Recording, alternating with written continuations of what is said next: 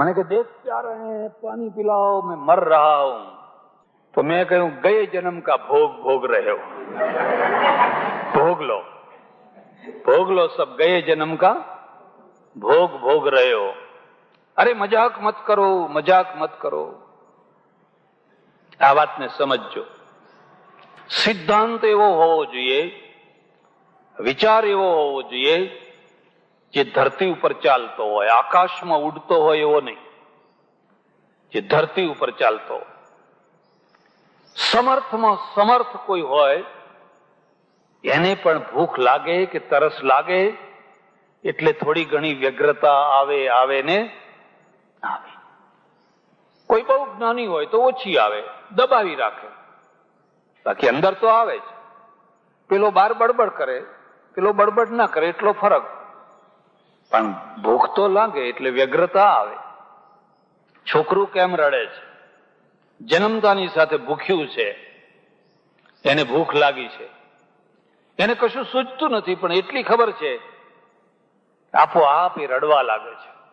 આ પેટની અંદર એવા માંસના લોચા મૂક્યા છે કે લોચામાંથી ભૂખ પેદા થાય છે.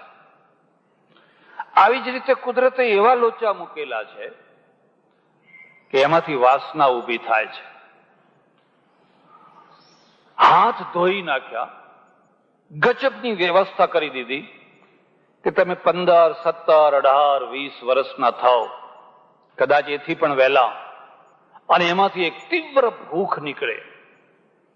પેલી પેટની ભૂખ અનાજ માટે વ્યગ્રતા કરાવે, અને પેલી કામની ભૂખ છે એ કામ માટે વ્યગ્રતા કરાવે. પશુઓ ગાંડા થાય, પક્ષીઓ ગાંડા થાય, લડી મરે, અંદર અંદર લડી મરે, એટલી હદે ગાંડા થાય. ભર્તુહરિએ એક બહુ સુંદર શ્લોક લખ્યો છે. કૃષક કાણ ખંજ શ્રવણ રહિત પુચ્છ વિકલ. અરે અરે રે, તમે જુઓ, જરા જુઓ, આ કૂતરાને જુઓ. એ કેવો છે? કૃષક ફૂંકાઈ ગયો છે, હાડકે હાડકું દેખાય છે, પાછો કાણો છે, આંખે કાણો થઈ ગયો, કોઈ લડ્યો છે ને, આંખ ફોડી નાખી છે. પાછો ખંજ છે, આખા શરીરે ખંજવાળ ખંજવાળ, વાળ ખરી પડ્યા છે, લૌર લૌર લૌર લૌર કરે છે. શ્રવણ રહિત, સાંભળતો નથી, બહેરો થઈ ગયો છે. પુચ્છ વિકલ, પૂછડું કોઈએ કઈડી ખાધું છે. આ કૂતરાને તમે જુઓ, એ ચારે તરફથી બરબાદ થઈ ગયો છે, ભંગાર થઈ ગયો છે, એનું એક અંગ બગડી ગયું છે. શુનિ મન્વેતિ શ્વા હતમપી ચ હંત્યેવ મદન. આવું કૂતરું એક કૂતરીના પાછળ ને પાછળ, પાછળ ને પાછળ, પાછળ ને પાછળ રઘવાયું થઈને ભૂખ તરસ વેઠીને પણ દોડ દોડ દોડ દોડ દોડ દોડ કરે છે. શુનિમ અન્વેતિ શ્વા હતમપી ચ હંત્યેવ મદન. અરે આ મદન તો જુઓ, આ મરેલાને મારે છે, જીવતાને મારે તો સમજમાં આવ્યું કે જીવતો માણસ મરે છે. આ તો મરી ચૂકેલો માણસ છે, એને એ છોડતો નથી. નચ ભોગતું નચ ત્યક્તું શક્નોતિ વિષયાંજરીમ અસ્થિની રસના દેવ જીવયા લેઢી કેવલમ. નીતિકાર. એક વૃદ્ધ કૂતરો, આ તો કૂતરાનું નામ છે હો, એમની સમજવાનું કે આ કૂતરાની જ કથા ચાલે છે. દાંત પડી ગયા છે, દાંત એકે નથી, દાંત પડી ગયા છે. આવો એક વૃદ્ધ કૂતરો કોઈનું ફેંકી દીધેલું હાડકું મોઢામાં પકડીને ભાગ્યો. બિલકુલ સૂકું, બંગડી જેવું સૂકું હાડકું લઈને ભાગ્યો. એટલા માટે ભાગ્યો કે કોઈ બીજું પડાવી ના લે, ને દૂર કોઈ એકાંતમાં જઈ અને પછી હાડકાને ખાવા માંડ્યું. હવે હાડકું તો શું ખવાવાનું હતું? એક તો એની પાસે દાંત નથી, અને હાડકું તો પથ્થર જેવું કઠિન છે. પણ એને બહુ દબાવ્યું, બહુ દબાવ્યું, બહુ દબાવ્યું, તો પોતાના પેઢામાંથી લોહી નીકળવા માંડ્યું. અને લોહી નીકળવા માંડ્યું ને એટલે ખુશ થયો કે હા, અંદરથી કંઈક નીકળ્યું. એને એમ છે કે આ અંદરથી નીકળી રહ્યું છે. ન ચ ભોક્તુમ ન ચ ત્યક્તુમ શક્નોતિ વિષયાંજરીમ. નીતિકાર કે છે આ વૃદ્ધ કૂતરાને તમે જુઓ તો ખરા, નથી તો એ ભોગવી શકતો, નથી તો એ છોડી શકતો. ચાલો છોડી દેતો જ વાત પૂરી થાય. ન ચ ત્યક્તુમ શક્નોતિ વિષયાંજરીમ અસ્થિની રસના દેવ જીહ્વયા લેઢી કેવલ.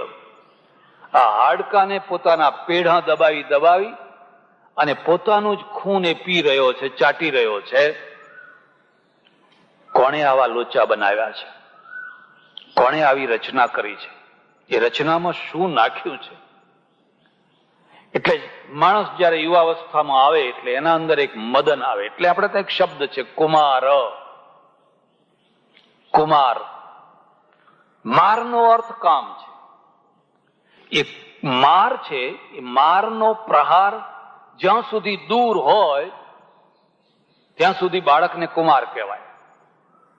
એ બિચારું ભોળું, એને કઈ ખબર નથી. પેલા મારનો બુદ્ધના જીવન ઉપર આવ્યું, મારે આવીને બહુ બુદ્ધને સતાવ્યા. એ માર જ્યાં સુધી દૂર હોય બાળક નિર્દોષ છે. માર બાર કઈ, અને એને ભૂખ લાગે. આ પેટના લોચા બધા કામ કરે છે, આ બીજા લોચાઓ બધા હજુ એકદમ નિષ્ક્રિય છે. એટલે રમે, ખેલે, પીટે, કૂદે, આનંદ કરે. પણ જ્યાં એની યુવાવસ્થા શરૂ થાય એટલે પેલો માર તૈયાર થઈ જાય. એને રાક્ષસ માન્યો છે, એને મોટો દૈત્ય માન્યો છે, અને પછી એ પ્રહાર કરવાની શરૂઆત કરી દે. એમાંથી એક બીજી ભૂખ ઊભી થાય. અને આ બીજી જે ભૂખ છે એ કુદરતી લેવલની લગ્ન સંસ્થાનો પહેલો પાયો છે. લગ્ન સંસ્થા એટલા માટે છે કે કુદરતે જે વ્યવસ્થા કરી છે એ વ્યવસ્થાને સાધના બનાવો. જો એ વ્યવસ્થાને સાધના બનાવવામાં આવે તો કુદરતના આશીર્વાદ મળે, કુદરતનું કલ્યાણ, કુદરત કલ્યાણ કરે.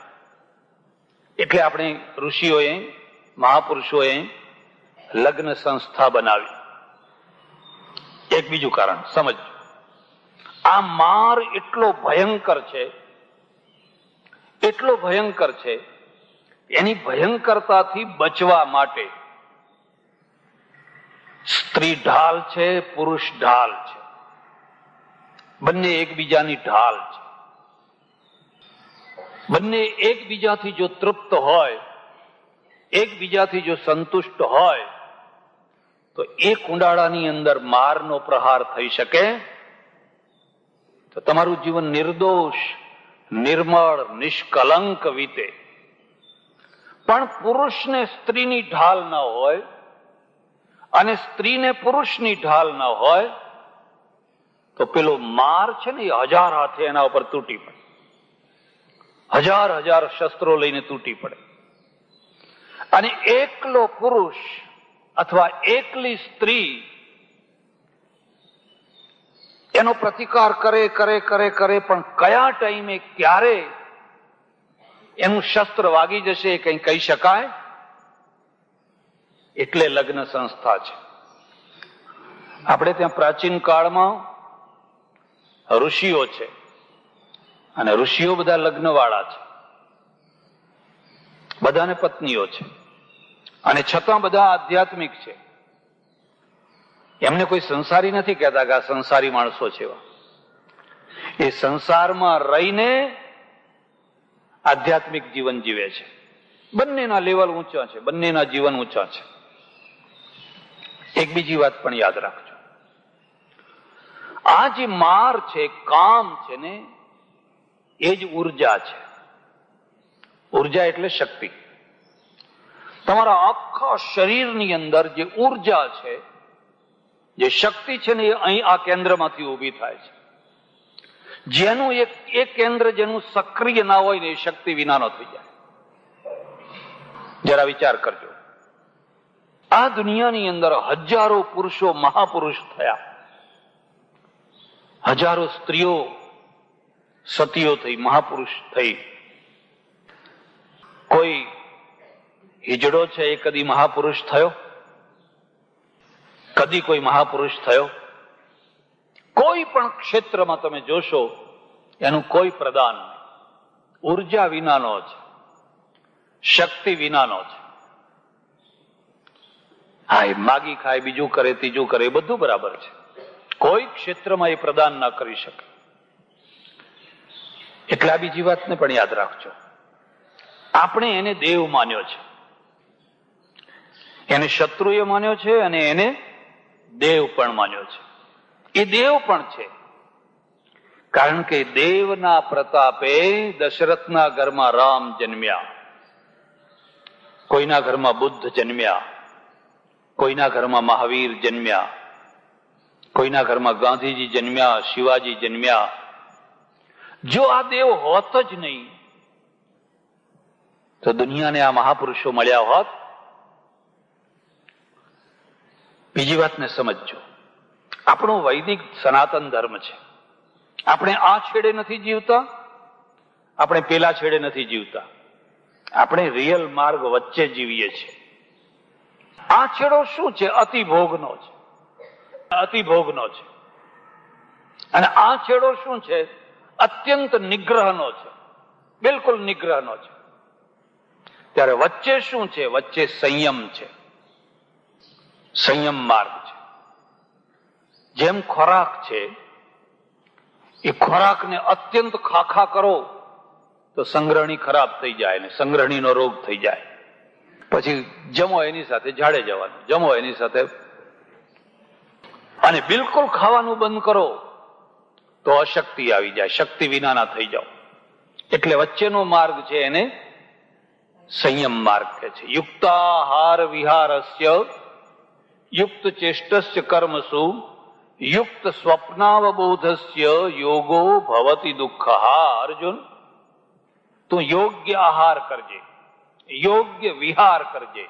યુક્તાહાર વિહારસ્ય યુક્ત ચેષ્ટસ્ય કર્મસુ, અને આ કર્મોની અંદર યુક્ત એટલે યોગ્ય કર્તવ્ય કરજે. આવું જો કરીશ તો તારો આખું જીવન યોગ બની જશે. રોજ જમો, દાળ ને રોટી ખાઓ, જે અનુકૂળ આવે એ ખાઓ. તમારી રોજની એકાદશી થઈ ગઈ. અને પછી 11 કરો ને 11 જાતના અને 11 વાર ખાખા કરો તો એથી કઈ ના શરીરનું કલ્યાણ થાય ના મનનું કલ્યાણ થાય. 11 કરી હોય હવારથી જ મોતિયા ઉતરી જાય. કોના ખબર છે આજ કઈ થશે કે નહીં, કઈ વ્યવસ્થા થઈ કે નહીં? અલ્યા દાળ ને રોટલી ખાને ભાઈ, ભગવાનનું બનાવેલું છે. બહુ આનંદ આવે, બહુ આનંદ આવે. હું તો કદી કઈ 11 કરતો નથી. અમારે મણીબેને પાછળ છોડી દીધી. મને કે બસ હવે મને ખ્યાલ થઈ ગયો, હવે ભાન થઈ ગયું. આખી જિંદગી આ બધા કરી કરીને થાક્યા. ઊભી ચોથ કરી, આડી ચોથ કરી, ફલાણું કર્યું, ફલાણું કર્યું, આ કર્યું, પેલું કર્યું, ફલાણું કર્યું. અહીં આટા માર્યા, અહીં આટા માર્યા, અહીં આટા માર્યા. જ્યાં જુઓ ત્યાં બધું કર કર કર કર. એમાં કશો સાર નથી. મધ્યમ બરાબર સમજણપૂર્વકનું જીવન જીવો ને રોજ એકાદશી. જેમ આહારનો સંયમ છે એમ વિહારનો પણ સંયમ છે. અને આ બે સંયમ ભગવાને પોતે મૂકેલા છે. તમે ખૂબ પેટ ભરીને જમ્યા હો અને પછી દૂધપાકના તપેલા આગળ તમને ઉભા કરવામાં આવે તો ખાવાનું મન થાય ખરું? કારણ કે તમારા અંદર તૃપ્તિ બેઠેલી છે. એ તૃપ્તિ જ કે છે ના હમણાં એક કોળિયો નહીં ખવાય, હમણાં નહીં ખવાય. ઘણા લોકો એવા હોય એમ કે હમણાં નહીં ખવાય પણ પછી ખાશું. મારા ઓળખીતા એક મહાત્મા હતા ને, જ્યાં જમવા જાય ને ત્યાં ટિફિન લઈ જાય. એટલે પેલા ગ્રહસ્થ ને કે દેખો અભી તો તુમ ખિલાતે હો, શામ કા ક્યા હોગા, ટિફિન ભર દો. પેલો ભરી આપે. અચ્છા ચલો મહારાજ, ભરી આપે. એટલું સારું છે કે શામ કા ક્યા હોગા એટલું જ કે છે, પણ કલ કા ક્યા હોગા. એટલે આ મધ્યમ માર્ગ છે. અને મધ્યમ માર્ગ છે ને બહુ સારો માર્ગ છે. તમે દંતાલીથી દ્વારકા જવા નીકળો પણ મધ્યમ માર્ગથી ચાલીને નીકળો તો 10 દિવસે, 15 દિવસે, મહિને દ્વારકા પહોંચી જવાનું. પણ તમે દંતાલીથી દોટ મૂકો, એકદમ દોટ મૂકો જોરથી, તો તમે વધારેમાં વધારે ધર્મ ચોકડી જઈ શકો, એથી વધારે આગળ જઈ શકો. અને ધર્મ ચોકડીથી તમને એમ્બ્યુલન્સમાં નાખીને પાછા લાવવા પડે. હવે રો દવાખાનામાં. આ દોટનો માર્ગ છે. ત્યારે હવે તમે ચાલો જ નહીં, બસ આપણે ચાલવું જ નથી. પરાઠી વાળીને બેસી ગયા, કોઈ દાડો દ્વારકા ના પહોંચ્યા. એટલે આપણે ત્યાં વ્યવસ્થા કરી. પહેલી જે લગ્ન સંસ્થા છે કુદરત સંમત છે, કુદરતની દ્રષ્ટિએ છે. કુદરતે આ વ્યવસ્થા કરી છે, અને કુદરતે વ્યવસ્થા કરી છે એટલે કુદરતના માર્ગે માર્ગે માર્ગે માર્ગે માર્ગે માર્ગે તમે ચાલો તો તમારું જીવન હલકું ફૂટ. ઋષિઓ બહુ ચાલ્યા, બહુ સરસ રીતે ચાલ્યા. મેં તમને કહ્યું ને, એકબીજાનું ઢાલ છે, એકબીજાનું ઢાંકણ છે, એકબીજાના રક્ષક છે. પશ્ચિમમાં આપણે ત્યાં બહુ મોટો ફરક છે. અહીંયા સુલતાનો આવ્યા, મોગલો આવ્યા, રાજ કર્યું. સ્ત્રીઓ સંબંધી ઘણી એમની કથાઓ, ખોટી કથાઓ લખાઈ. કોઈની રૂપાળી કન્યા જોઈએ, કોઈનું ફલાણું કંઈક જોઈએ, તરત જ. અમારે ઊંઝામાં એવું થયેલું, એક પટેલની દીકરીને બહુ રૂપાળી, એટલે એ જમાનાની અંદર ઘૂંઘટ તાણવા પડે. કારણ કે ક્યારે કોઈની નજર લાગી જાય અને સત્તા, કોઈના હાથમાં સત્તા, એટલે એમાંથી બહુ મોટા અનર્થ થાય. પણ ચુગલખોર લોકોએ ચુગલી કરી. પેલા સુબેદારને ચુગલી કરી કે અરે મહારાજ કે અહીંયા તો એક પટેલની દીકરી છે તો એટલી રૂપની અંબાર છે, ઉઠા લાવો અહીંયા. સત્તા, ગાંડી સત્તા. અંગ્રેજોએ કદી આવું ના કર્યું, કદી અંગ્રેજોએ એવું ના કર્યું. કોઈ સ્ત્રી સંબંધી એમની કોઈ ચર્ચા નહીં. ઉપાડી લાવ્યા. હવે આ પટેલ તો બિચારો આખું ઘર રોકકળ કરે, આબરૂદાર માણસ, એકની એક દીકરી. ત્યારે સિદ્ધપુરમાં એક અસાહિત કરીને બ્રાહ્મણ રહે, અસાહિત કરીને બ્રાહ્મણ રહે. અને આ બ્રાહ્મણ બહુ સરસ સંગીત જાણે. એ સંગીત ગાવા માટે પેલા સુબેદારની પાસે રોજ સંગીત સંભળાવા જાય, અને સુબેદાર ખુશ થઈ જાય ને આ સંગીતથી. પટેલે આવીને ખૂબ રોકકળ કરી, ગમે એમ કરો ને મારી દીકરીને બચાવો, મારી દીકરીને બચાવો, મારી દીકરીને બચાવો. સંસાર તો એટલો દુઃખમય છે. પુરુષ બચ્યો હોય, પોતાની પત્નીને બચાવી હોય, પછી છોકરીને બચાવવાનો પ્રશ્ન હોય. ચારે તરફ બધા ભોંડ જ ભોંડ, ભોંડ જ ભોંડ, ભોંડ જ ભોંડ. કોઈને જીવવા ના દે. બિચારા દુર્બળ માણસ હોય એને પીંખી નાખે. એટલે આપણે બધાએ પોળ બનાવી, પાડા બનાવ્યા, વાડા બનાવ્યા. આ વાણિયા વાડ, આ બ્રાહ્મણ વાડ, એટલે બીજા કોઈ બહારના માણસ અંદર પેસી ન શકે. અંદર સ્ત્રીઓનું રક્ષણ થાય એટલા માટે. આને કહ્યું ચિંતા ના કર, હું બચાવીશ તારી દીકરીને. અને સંગીત ગાયું, અને આજની રાત બહુ જ પ્રસિદ્ધ, બહુ સુંદર સંગીત ગાયું. એટલે પેલો સુબેદાર છે ને, સુબો એ ખુશ થયો અને એને કહ્યું બોલ, આજ કુછ માંગ લે, તેરી ઈચ્છા હો, જો ચાહે સો માંગ લો. એને કહ્યું તમારે ત્યાં મારી દીકરીને લોકો ઉપાડી લાવ્યા છે. તારી દીકરી નથી, એ તો પટેલની છે. નાના એ પટેલના ત્યાં રહેતી હતી, ગઈ હતી. એ દીકરી મારી છે. આમાંથી બીજી વાત સમજજો, કોઈનો જીવ બચાવવો હોય, કોઈની આબરૂ બચાવવી હોય તો જૂઠું બોલવામાં પાપ લાગે અને સાચું બોલીને પાપ લાગે. કોઈનો જીવ જો જતો હોય કે કોઈની પ્રતિષ્ઠા જતી હોય, ઇજ્જત આબરૂ જતી હોય, તો તમે સાચું બોલો તોય પાપ લાગે. તારી દીકરી, હા મારી દીકરી.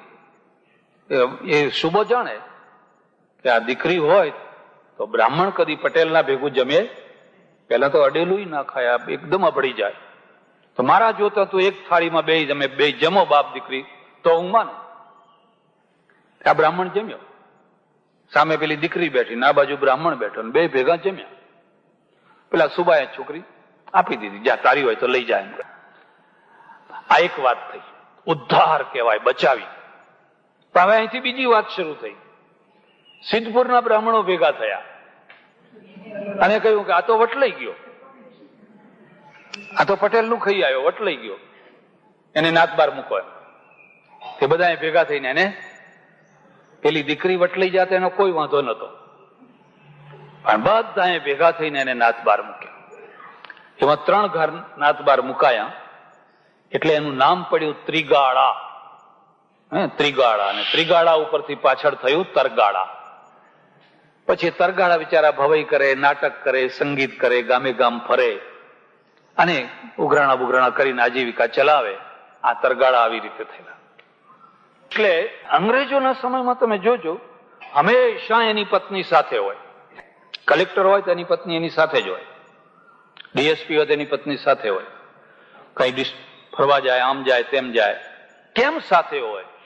કારણ કે એકબીજાની ઢાલ બને, રક્ષક બને. જો પેલો એકલો હોય તો કદાચ કઈ ભૂલ કરી બેસે.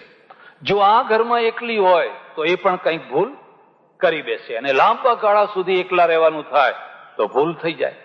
એટલે એનો રસ્તો બતાવ્યો, બેયને સાથે ને સાથે. અને આપણા ભગવાનની પણ એ જ દશા.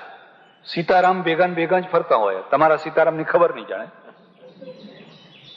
રાધા કૃષ્ણ ભેગા ને ભેગા ફરતા હોય. તો કચ્છમાં એક ભાઈના ત્યાં ઉતરેલો, 70 કચ્છમાં નહીં, કોલ્હાપુર. અને કચ્છી પટેલ એ 75 વર્ષની ડોશી લાશ કાઢે. મેં સભામાં કહ્યું હવે લાજ કાઢવાની જરૂર નહીં. એ ડોસાને કઈ તાન ચડી ગયું ને, તે ઘરમાં આવીને ડોશીની લાજ આમ કાઢવા માંડ્યા. અરે એટલે ડોશી ખીજાઈ, તમને શરમ નથી આવતી? આટલા વર્ષ સુધી મેં લાજ કાઢીને હવે તમે મારું આમ મોઢું ઉઘાડું કરો છો? પછી મારા ઉપર ખીજાઈ, મને કે મહારાજ તમે કેવા છો કે આવું બધું શીખવાડો છો? એમ તમે કહું કેમ બેન, હવે લાજ આ 75 વર્ષ થયા, હવે લાજ કાઢવાનો શો અર્થ છે? મને કે કહું કહો. મને કે લક્ષ્મીજીનો વાસો કપાળમાં છે અને એટલે એને ઢાંકી રાખવી પડે. આ ક્યાંથી લાયા? આ ડોશી શાસ્ત્ર. આ ડોશી શાસ્ત્ર ક્યાંથી લાયા ખબર નહીં. આપણી કે સંસ્કૃતિ છે, આપણી તો જૂનામાં જૂની સંસ્કૃતિ છે. માથું ઢાંકવું જોઈએ, ઓઢવું જોઈએ લાંબુ.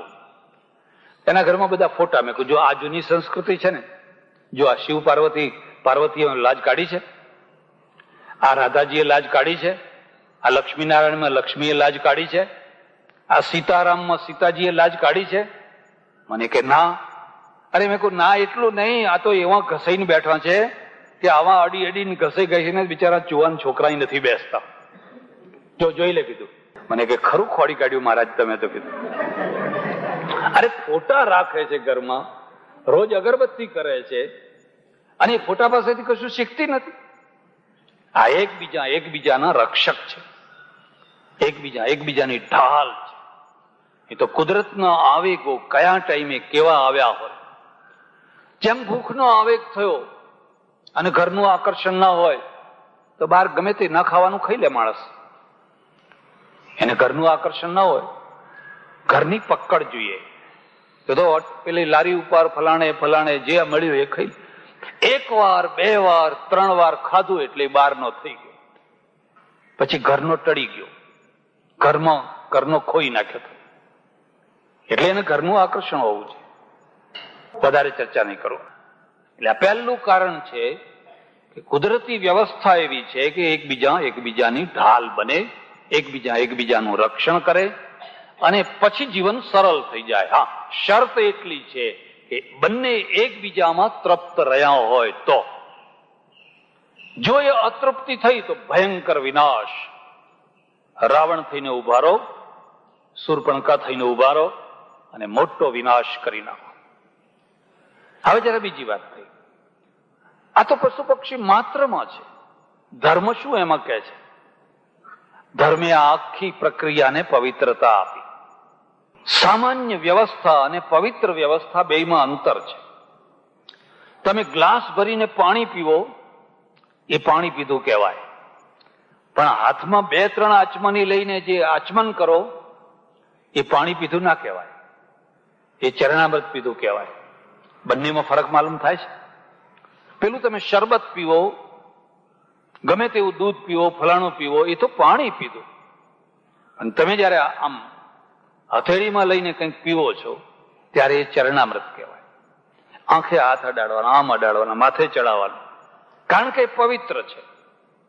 અને પવિત્ર છે એટલે ભાવના છે, અને ભાવના છે એટલે ભાવનાનું એક બળ ઊભું થાય છે, ભાવનાની એક શક્તિ ઊભી થાય છે.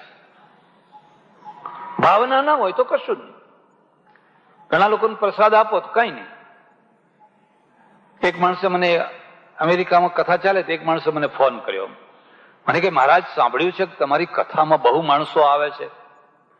મેં કહું આવે, તમારે આવવું હોય તો તમે આવજો. પણ કે હું આવું, પણ જે દિવસે સારો પ્રસાદ હોય ને તો મારો ફોન નંબર લખી લો, મને કહેજો તો હું. મેં કહું આજ જ છે, આજ જ છે સારો પ્રસાદ, આજ જ છે ને આવો, તમને નવી લાગશે. પહેલું જે આકર્ષણ છે ને એ પ્રસાદનું જ. આ છોકરું મંદિરે કેમ જાય? પ્રસાદ માટે. પછી એને દર્શનની બુદ્ધિ આવે છે. હું એક જગ્યાએ કથા કરું, ચોમાસું, 2.5-3 મહિના કથા ચાલવાની. ગામમાં એક માણસ એવો કે એનું નામ રાક્ષસ પડેલું. હવે કેવા કર્મ કરતો હશે તેનું નામ રાક્ષસ પડ્યું હશે. વાણિયાનો દીકરો, પણ કોઈ એને શેઠ ના કે, રાક્ષસ કે. એના સગાવાલા એને રાક્ષસ કે. તે ભૂંગળું બહાર રાખેલું, એટલે બહારના માણસો બધા રોડ ઉપર એ બધા સાંભળે. એ કઈ આવતો જતો હશે અને એના ભાઈબંધે કહ્યું કે બેસ ને ઓટલે બેસ ને. બેઠો અને સાંભળ્યું, અને પહેલા જ દિવસે એને ખબર નહીં કઈક ચોટ લાગી ગઈ. પછી તો રોજ આવીને ટાઈમસર બેસી જાય. આપણને ખબર નહીં. હવે અમે તો બોલ્યા કરીએ, કોણ સાંભળતું હોય ને કોને શું અસર થતી હોય, કોને કયું ઘટતું હોય ને કોને કેવું લાગતું હોય ને, એ આપણને કઈ ખબર પડે? ભગવાન બુદ્ધિ આપે એમ બોલ્યા કરવાનું. તો એકવાર અમદાવાદ ગયેલો, અમદાવાદથી સ્પેશિયલ ટેક્સી કરીને પણ ટેક્સી વાળા સાથે શરત કરી કે મને તું 5 વાગ્યા પહેલા પહોંચાડી દે તો તને હું આટલા પૈસા આપું. કથાનો રસિયો થઈ ગયો, વ્યસન થઈ ગયું. પછી પેલા ભાઈબંધોને બધાને નવાઈ લાગી કે આ તો માણસ હવે તો બિલકુલ અખંડ કથા સાંભળે છે. એક દિવસ મારી પાસે લઈ આવ્યા. ના, એના ભાઈબંધ આવ્યા, એ તો ના આવ્યો. મને કે હું આવીશ તો આ લોકો બધા આશ્ચર્યમાં પડી જશે કે આને શું થયું? એમ કે આ તો કોદાડો દેખાય ને. તમે જાઓ. જન્માષ્ટમી ઉજવવાની, એટલે એમણે આવીને પ્રસ્તાવ કર્યો કે એક માણસના તરફથી આખી જન્માષ્ટમીનો પ્રસાદ આપવો છે. હવે જન્માષ્ટમી 5-7 હજાર માણસો આવે, કથામાં એટલા માણસો આવે.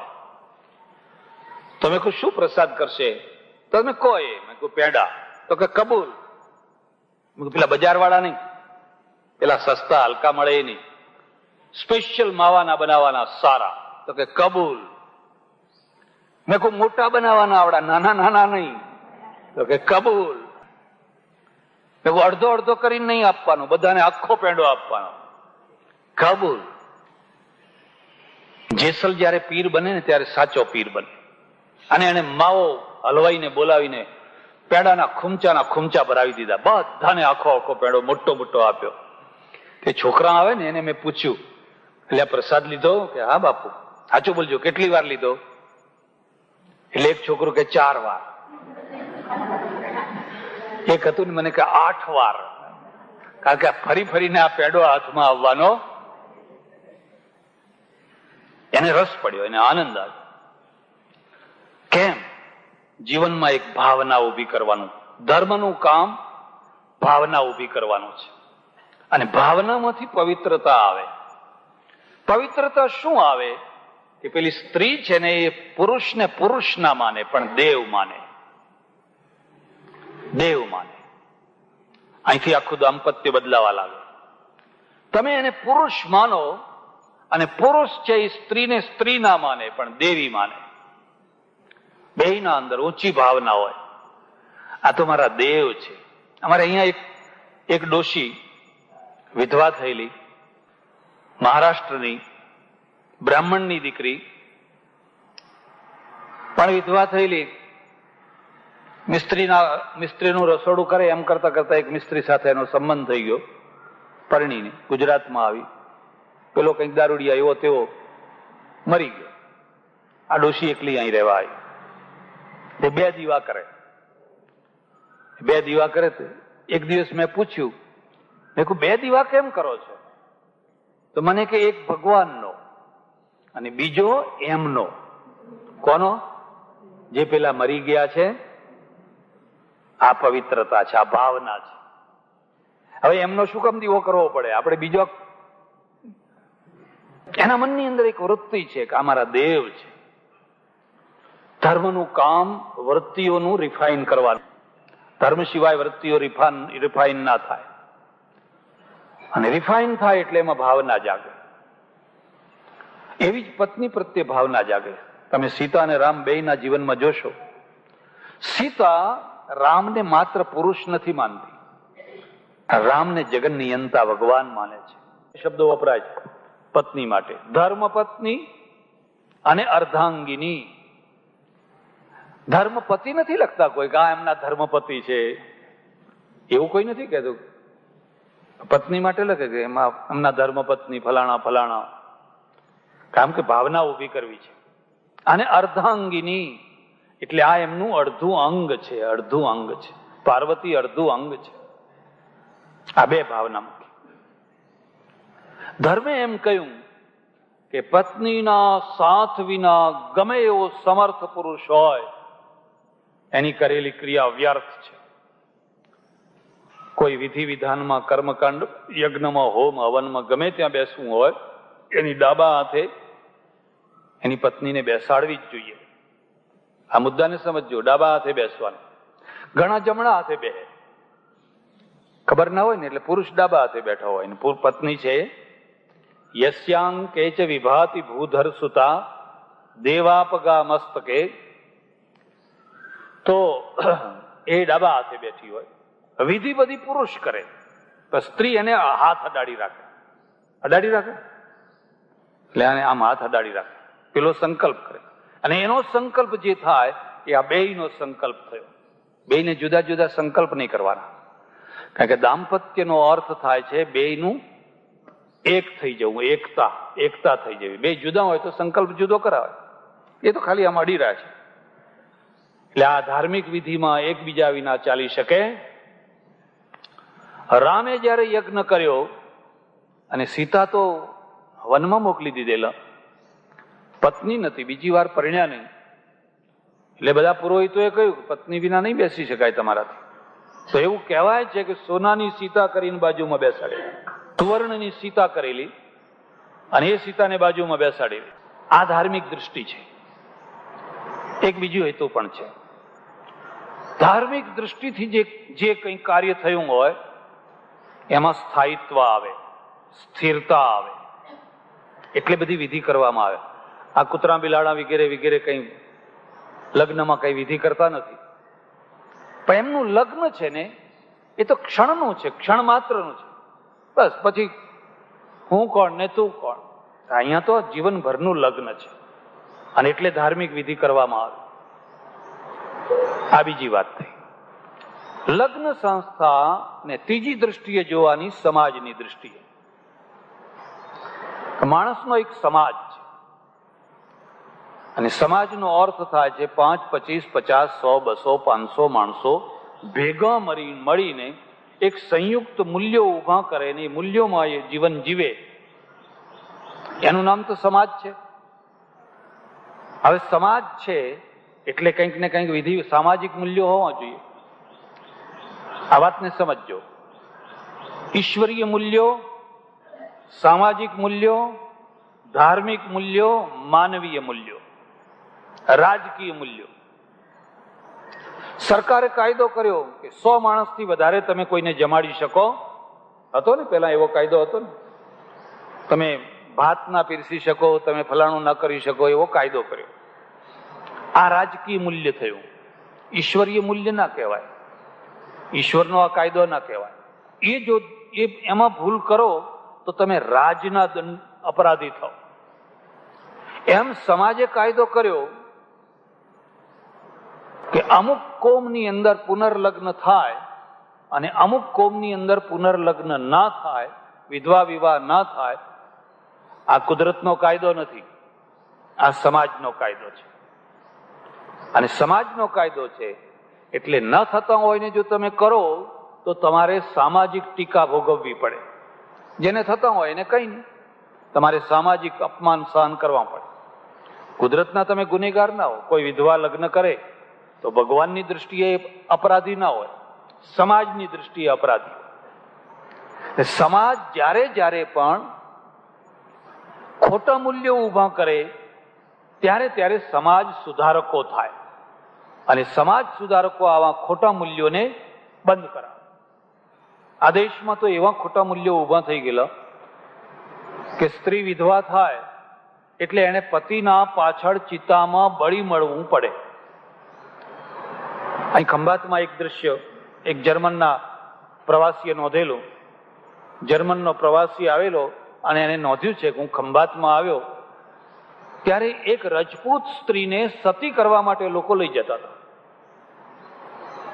એને અફીણ પીવડાવેલું એટલે ભાન વિનાની થઈ ગયેલી અને એને હાથ પકડીને લોકો ડગુ મગુ વાળ છૂટા, અબીલ ગુલાલ ઉડે, ઢોલ વાગે, ત્રાંસા વાગે, નગારા વાગે, લોકો જય જયકાર કરે, કૂદે, ઉછળે કૂદે.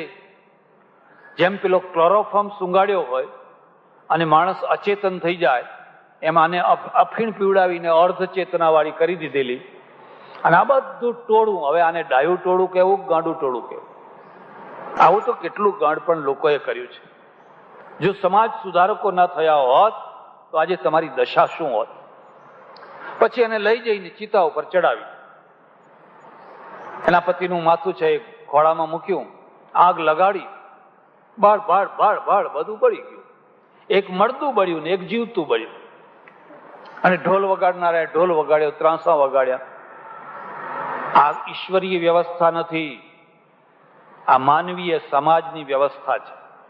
અને સમાજે ભૂલ કરી, એના પરિણામ સ્ત્રીઓને ભોગવવા પડ્યા, પુરુષોને ભોગવવા પડ્યા, બંનેને ભોગવવા પડ્યા. એટલે સુધારકો થયા એ આખું દૂષણ દૂર કરી દીધું. બંગાળની અંદર પણ આવું કેટલી સ્ત્રીઓ બળી મરી, કેટલી સ્ત્રીઓ ખાક થઈ ગઈ, કેટલા પાપ થયા આ દેશમાં. આજે રોજની સરેરાશ 3 સ્ત્રીઓ બળી મરે છે. રોજની 3 સ્ત્રીઓ. પુરુષ એકે બળી મરતો નથી. પેલીને બળી મરવું પડે છે. વ્યવસ્થા એવી છે. ક્યાં જાય, કોની પાસે જઈને ઊભી રહે? પગ મૂકવાની કોઈ જગ્યા નથી, કોઈ જગ્યા નથી. અને જીવવા માટેની કોઈ, ઇંગ્લેન્ડમાં, અમેરિકામાં કોઈ સ્ત્રી બળી નથી મરતી. એને પગ મૂકવાની જગ્યા છે, પોતે કમાય છે, પોતાના પગ ઉપર ઊભી છે.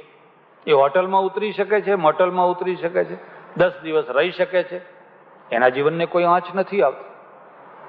આ સમાજ છે. જેમ જેમ સમાજ છે ને એ વધુ ને વધુ કઠોર થતો જાય એમ એમ ઊંચા મૂલ્યો થતા જાય. અને જેમ જેમ ઊંચા મૂલ્યો થતા જાય એમ એમ સમાજ ઢોંગી થતો જાય, પાખંડી થતો જાય.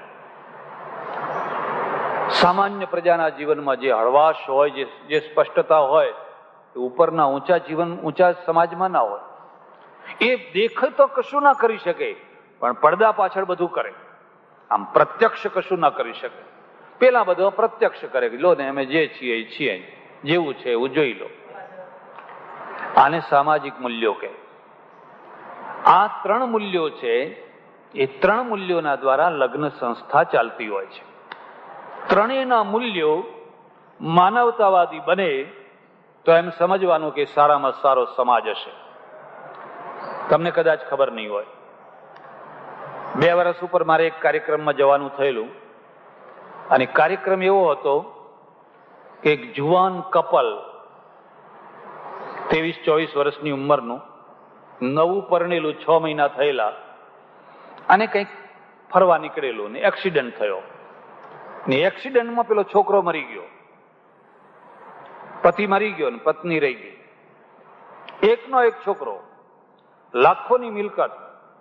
આ છોકરી પણ લાખોની મિલકત વાળા મા બાપની.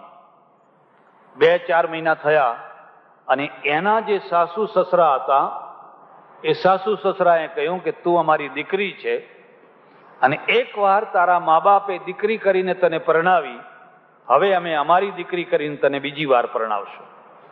અમારે તને આખી જિંદગી સુધી ગુંગળાવવી. સાસુ સસરાએ પોતે સામે ચાલીને પોતાની વહુને દીકરી બનાવીને પરણાવી દીધી. આ નવા મૂલ્યો થયા. હવે ના પરણાવી હોત તો બિચારી આખી જિંદગી ગૂંચાઈને ગુંગળાઈને રહી હોત. એમાં જો એનાથી કોઈ નાની મોટી ભૂલ થઈ ગઈ હોત તો પછી એને લોકો મારી નાખોત.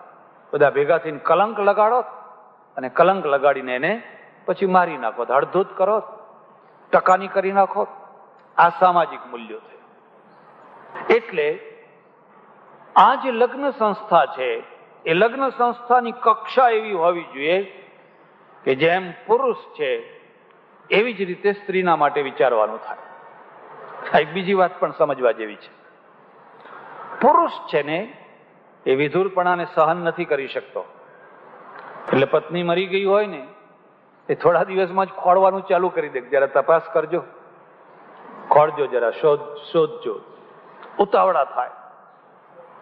અરે કેટલીક વાર તો એવું બને કે એની ભડભડ ચિતા બળતી હોય ને ત્યાં રૂપિયો આપવા આવે લોકો. ઉતાવળ કરો ને તો બીજા બેહી જશે એમ.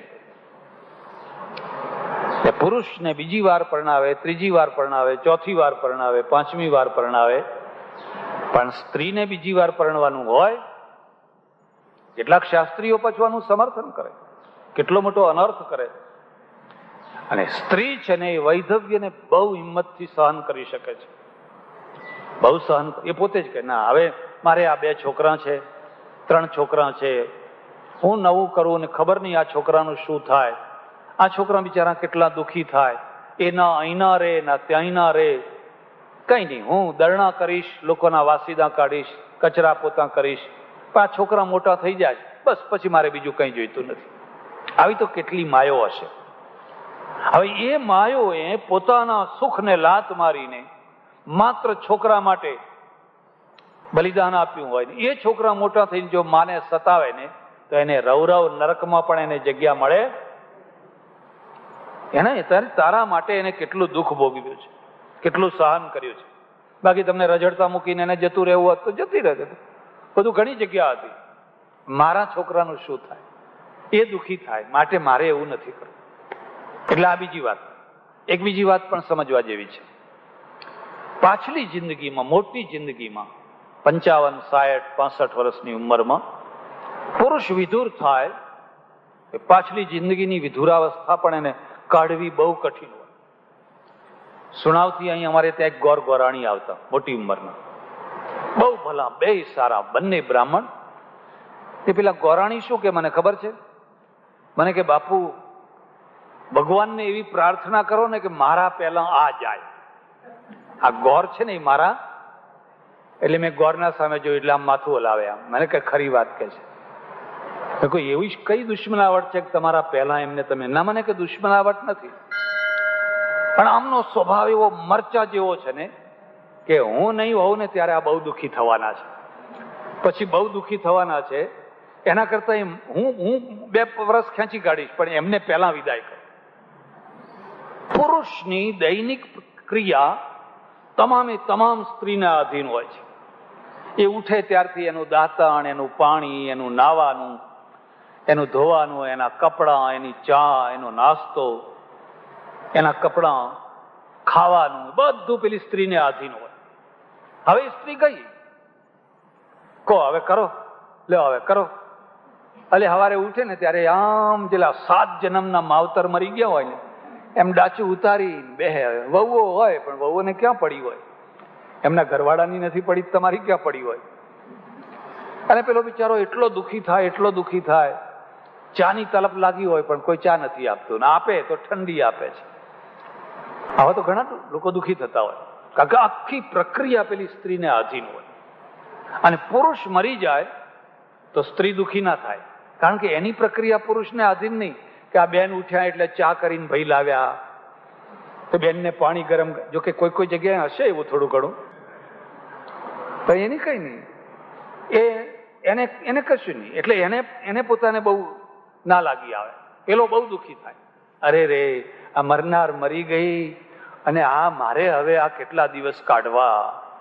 એમાંય બહુ માથાની મળી હોય અને છોકરું એવું હોય દમ વિનાનું, તાકાત વિનાનું, તો પછી આવી જ બન્યું. હવે પાછલી જિંદગી કાઢવી બહુ મુશ્કેલ થઈ જાય. એટલે આખી જે લગ્ન સંસ્થા છે ને એને કુદરતી એટલે ઈશ્વરીય રૂપ આપ્યું, એને સામાજિક રૂપ આપ્યું.